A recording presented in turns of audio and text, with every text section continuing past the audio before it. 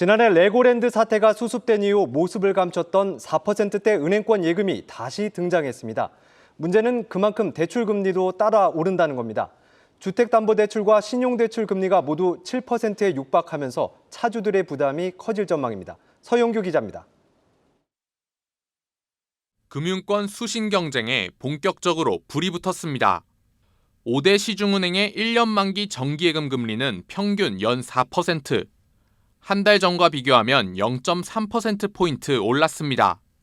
저축은행도 고객 이탈을 막기 위해 덩달아 예금 금리를 높이고 있습니다.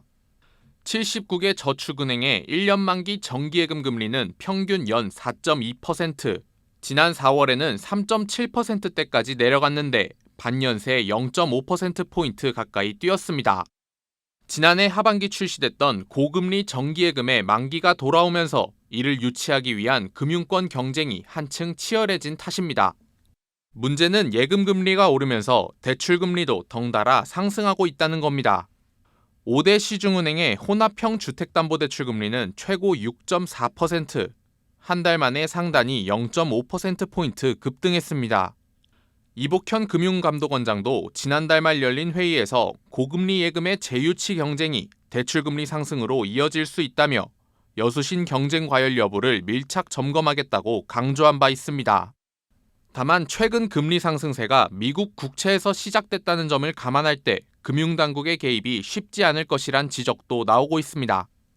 실제로 금감원장의 경고성 메시지가 나온 이후에도 예금금리와 대출금리 모두 상승세를 이어가고 있습니다.